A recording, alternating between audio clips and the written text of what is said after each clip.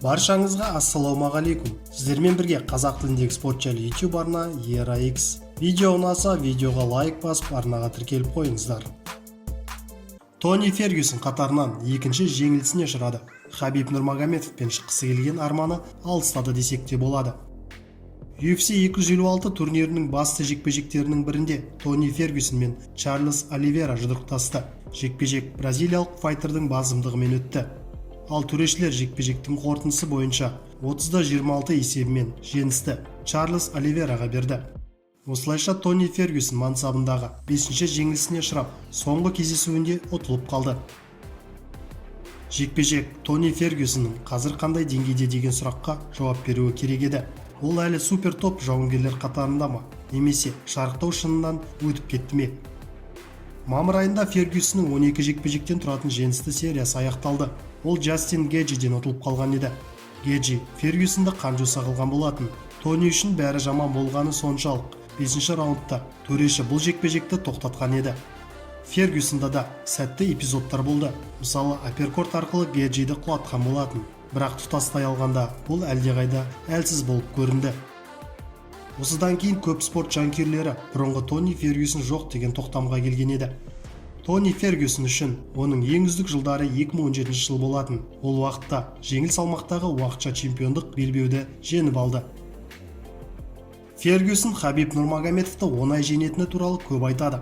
Бірақ Хабиб әр жекпе-жегіне бұрынғыдан мықты болып оралды. Ал Тони Фергюсонда прогресс болмады десек те болады. Егер екеуінің жекпе-жегін 2017 жылдың наурыз айында көрген болсақ, бәсекелестік жоғары деңгейде болар еді.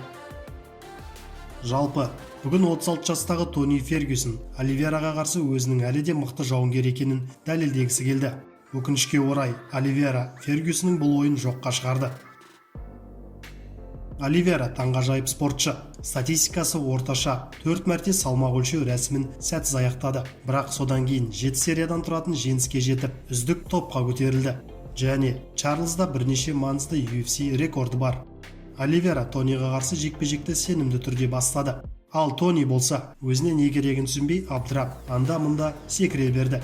Содан кейін бразилиялық Фергюсонды еденге оңай лақтырды. Фергюсон жақсы қорғаныста болғанымен, Оливейра еш мүмкіндік бермеді.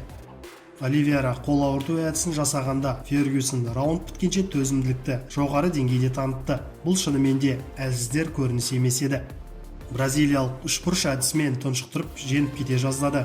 Бұған дейін ешкім ешқашан Фергюсонды партерде басқарған емес. Осылайша Оливейра өзін титулды жекпе-жекке лайықты екенін дәлелдеді. Тек алдағы уақытта кіммен шығатыны белгісіз. Әзірге чемпиондық белбеу мансабын аяқтаған Хабиб Нурмагомедовте. Британиялық боксшы Энтони Джошуа ауыр салмақтағы WBA Super, WBO, IBF, IBO чемпиондық белбеулерін қорғап қалды. Лондондағы Уэмбли стадионында өткен кеште Энтони Джошуа болгариялық Кубрат Пулевпен жұдырықтасты. 12 раундқа жоспарланған айқас аяғына жетпеді. Джошуа 10-ші раундта қарсыласын нокаутқа түсірді. Осылайша Энтони Джошуа мансабындағы 24-ші жеңісіне қол жеткізіп, әлем чемпионы белбеулерін қорғап қалды. Видеоны досыңызбен бөлісуді, пікір қалдыруды ұмытпаңыз. Сіздермен бірге болған ERA-X арнасы.